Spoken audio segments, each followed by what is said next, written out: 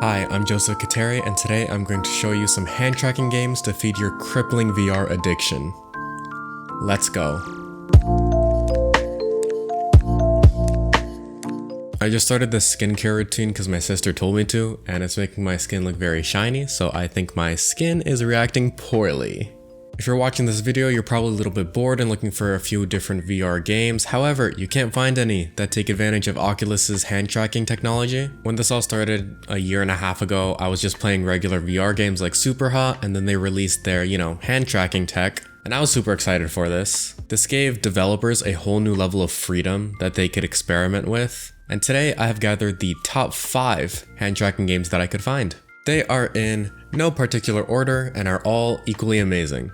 Except for the mystery one at the end. I think I kind of favor that one a little more. But first, you know what time it is? You should subscribe. I am on my knees begging. Over 95% of you are not subscribed to this channel, which is just a huge amount, so let's try to get that down to 94. Subscribe today for weekly VR content. Alright, in this video we are going to look at Waltz of the Wizard, VRtuos, Virtual Desktop, Richie's Plank Experience, and then a final mystery one that is my favorite. So stick around for that. All of these games can fit into several different categories. Waltz of the Wizard is, I believe, a fantasy combat game. VRtuos is for music. Virtual Desktop can really be used for anything. I use it for games, but the hand tracking specifically is more for productivity. Richie's Plank Experience is for heights. And the last one, I'll tell you that a little bit later. Alright, Waltz of the Wizard. I actually did not hear about this one until I made a top VR games tier list a while back. As you can see in the video, I put it in the didn't play section, and then I played it. And it's actually amazing. Remember when you would zone out in history class, just completely bored, and then think about what it would be like to use magic? Well, this is the closest I think any of us will ever get. I just feel giddy, like a fucking 6-year-old. I was flinging around golems and using like gravity magic the entire time, and I was doing all of this while experiencing a fairly well-made storyline. The best way I can describe this game is it feels like a blend between a sorcery manga and Harry Potter. It is an amazing fantasy combat game that takes advantage of Oculus's hand tracking technology that I highly recommend everyone. Alright, what's next on the list? VRtuos, that's what's next.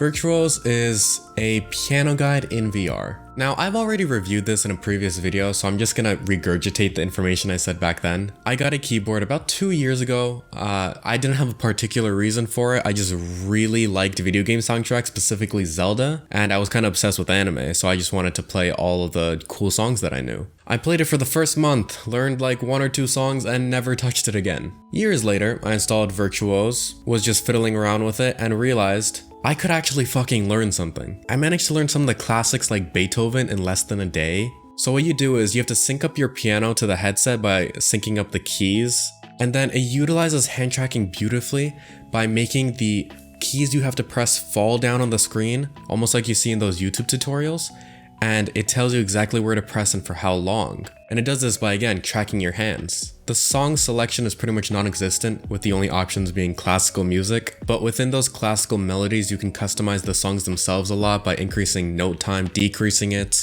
making the pace faster or slower, or even adjusting the size of the keyboard or piano that you're using. It is a must-have VR game if you are at all interested in anything music related. Alright, next up is Virtual Desktop. Within the app, you can pretty much do anything that you normally could on a PC. Again, it's called Virtual Desktop for a reason.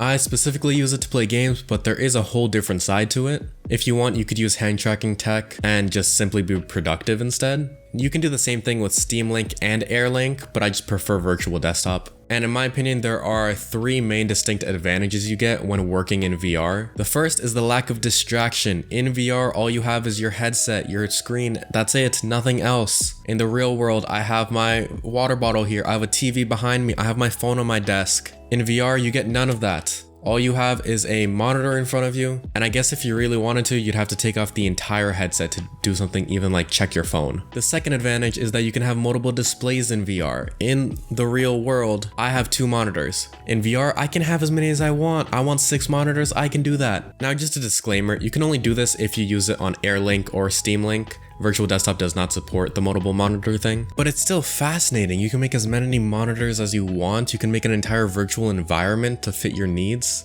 And that leads me into the third advantage, that you can change your environments. In real life, I just sit in my room all day and I stare at this wall that's right here and then my monitors, and I have the same setup and it's always the same bed behind me. In VR, I can do anything I want. I want to work in a galaxy, I can. I want to switch to a movie theater, I'm gonna do that. Either way, you get the flexibility to do what you want. Now, doing work in VR isn't for everyone. It's definitely not for me. I have pretty bad back pain, so that pressure on my neck just leads to my back and it's just not a fun time for me. But if you can take those advantages, it might just be worth it. By the way, in the description, you can find links to all of these apps that I'm mentioning. And while you're down there, check out my socials like my TikTok, Instagram, Discord, or even the music that's playing right now. And don't forget to subscribe. Alright, so next up is Richie's Plank experience in VR. I'm sure that most of you have at least heard of this one or seen the pictures of it. It is one of the most popular VR games to ever exist. And there's a good reason for it. It's basically a fear of heights simulator that a ton of YouTubers have played. I know that Jacksepticeye played it, who's one of my favorites. Now, when I played it, I'll just be upfront. I do not have a fear of heights at all, but my body was still slightly shaking playing this game, which really surprised me. When you're up there, you can tell that it's not real. Mentally, you can see with your eyes that this is not real, the quality is not very good. However, just due to instinct, you being 10,000 feet in the air is just terrifying, and your body tends to react accordingly. Your instincts start screaming out, but your mind just gets caught in the moment. Now, when I was in it, again, I don't have a fear of heights at all. Mentally, I could tell that I was going to be perfectly fine. However, just due to instinct, my knees started flexing really hard, and my arms were slightly shaking. Again, that was really confusing for me. I've been on the roofs of skyscrapers before and felt fine, but specifically in VR, it actually made it worse somehow. Maybe it's because I was on very specific scenarios such as walking the plank, how I know that there's no safety net other than the fact that, I'm in a VR, so it's not real. I recommend this game to literally anyone, since you're either two types of people. You're someone who is terrified of heights and this could slowly help you overcome that fear, or you're like me who already doesn't have a fear. But it's still really cool to be that high in the air, to see the views and to just get a good look of everything and have that experience for yourself. And finally, the mystery game. It is Gloomy Eyes. It is one of the most beautiful VR games I've ever experienced. This game has won so many Academy Awards and it isn't even that popular. As of right now, there are 27 reviews on the Oculus store for it. Just 27. That's insane.